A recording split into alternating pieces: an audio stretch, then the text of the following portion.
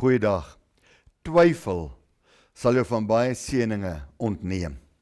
Mense besef nie wat sy negatiewe impak twyfel het op 'n mens se lewe en veral op die seun van die Here nie. Jakobus 1 vers 6, 7 en 8 sê, maar hy moet in die geloof bid, sonder om te twyfel, want hy wat twyfel is soos 'n golf van die see, wat deur die wind gedrywe en voortgesweep word.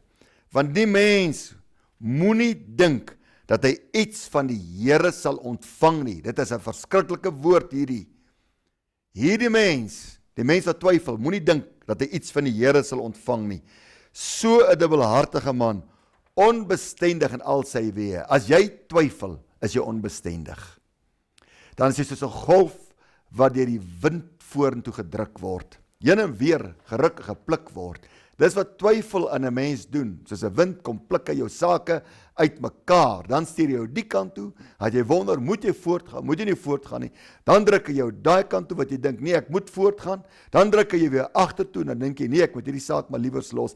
Dis wat twyfel met 'n mens doen. En hy vernuweer 'n saak wat 'n goeie saak kan wees in 'n mens se lewe. Ek dink daar's 'n paar faktore wat maak dat 'n mens soms twyfel. Die eerste een is 'n mens let op jou eie vermoë. As 'n mens begin let op jou eie vermoë, sal ons almal twyfel. Veral as jy 'n groot saak het en jy begin let op jou vermoë, dan raak 'n mens bevrees en dan oorweeg jy om die saak te los. Die tweede ding is wat jou kan laat twyfel. Die tweede faktor is mense kan jou laat twyfel. Die een wat die naaste aan jou is, kan jou laat twyfel, jou man of jou vrou. Kan jy laat twyfel, dat jy voel, oog nee, jy moet maar liewer dit los. Mense kan jou uit 'n ding uitpraat, as gevolg van hulle vrese, as gevolg van hulle ongeloof. En die ander ding wat twyfel by 'n mens kan bring, is obstruksies. Wanneer 'n mens 'n mooi saak beet het, en jy begin miskien vorder, dan raak jy geïntimideer deur die obstruksies. Dink maar die volk van die Here op pad Kanaan toe. Jy weet, water is bitter, of hulle kom by 'n plek en daar is nie water nie. Toe hulle wel in Kanaan kom, toe is daar reëse, daar's obstruksies altyd gewees in hulle pad. En daarom het hulle dikwels getwyfel en wou hulle dikwels omdraai Egipte toe. Jy het dalk 'n saak begin, 'n groot saak, 'n goeie saak. Nou is daar obstruksies. Nou dink jy, o nee, ek moet maar omdraai. Jy maak 'n fout. Ek wil ook aanmoedig vandag. Nommer 1. Maak seker dat die saak waarmee jy besig is, binne God se wil is.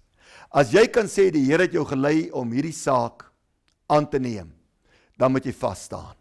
Dan moet jy kan sê, die Here het my gelei, ek het gemoedsrus, ek het sekerheid, dit is God se wil, ek is nie buite sy wil nie, so ek druk deur met hierdie saak. Dis die eerste belangrike ding, wat twyfel hok sal slaan, naamlik dat jy oortuig is, jy is binne die wil van die Here. Die tweede ding, let op God se vermoë. As jy 'n mooi saak beet het, let op God se vermoë. As jou saak groei, kan jy by 'n punt kom wat jy begin voel, ek weet nie of ek sterk genoeg is nie, of ek genoeg kapasiteit het om hierdie saak verder te neem nie. Miskien moet ek dit maar so klein hou. Miskien moet ek ander betrek. Is altyd gevaarlik om ander te betrek. Baie mooi seker maak vir die ander mense betrek. Jou droom is nie noodwendig 'n ander se droom nie. En hy gaan nie dieselfde aandag aan jou saak gee as wat jy aan die saak gee nie, want dit was nooit in sy hart gebore gewees nie. So as jy begin twyfel in jou vermoë, slaan daai twyfel hok deur te fokus op God se vermoë. Die derde ding is, laat die obstruksies aan die Here oor. In hierdie lewe is daar altyd obstruksies. Daar is altyd groot uitdagings. Daar's altyd reëse. Laat dit aan die Here oor. Laat die Here vir jou stry. Laat die Here vir jou veg. Moenie jou kop breek daaroor nie. Bid die Here vir wysheid. As jy wysheid nodig het om 'n obstruksie te oorkom, vra dan die Here, hy moet vir jou wys hoe. Maar moenie lam gelê word deur obstruksies nie. Laat dit aan God oor. En dan die laaste ding wat ek vir jou wil sê is, om twyfelhok te slaan, glo. Jy moet geloof hê dat die Here vir jou sal onderneem. As jy in die eerste plek kan sê, jy weet jy is binne die Here se wil, dan moet jy ten laaste nou sê, omdat jy weet jy is in sy wil, glo jy dat hierdie saak 'n groot sukses vir jou gaan oplewer. Dit help nie, vat 'n groot saak met twyfel. Onthou wat die Bybel sê, as jy twyfel, moet jy nie iets van die Here verwag nie. Ek het dit vir u gelees nou uit Jakobus 1 vers 6, 7 en 8.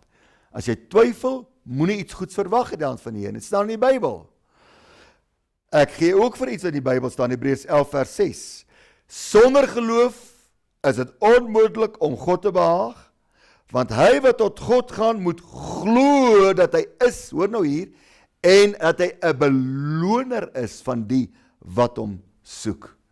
So nou moet jy glo dat God jou gaan beloon. Jy weet jy's in die wil van die Here, en daarom aanvaar jy nou, dat om jy die Here betrek, jy bid oor jou saak, glo jy dat God jou gaan beloon. Verslaan vandag twyfel, of twyfel verslaan vir jou. Verslaan vandag twyfel, of twyfel verslaan die seëninge wat jy moet ontvang op jou lewenspad. Kom ons bid saam. Hemelse Vader, dankie dat die Bybel so duidelik met ons praat. Ek bid, Here, dat die Heilige Gees vandag hierdie woord sal bevestig in mense se harte, dat hulle opstaan en onderneem, 'n besluit neem om nie meer te twyfel nie, maar te glo in hulle saak, dat hulle binne God se wil is, en dat hulle met vertroue, met blydskap wag vir die beloning wat die Here sal stuur, volgens Hebreërs 11 vers 6. Ek bid dit in die naam van Jesus Christus, en ek sê dankie, Here. Amen. Die Here seën u, totsiens.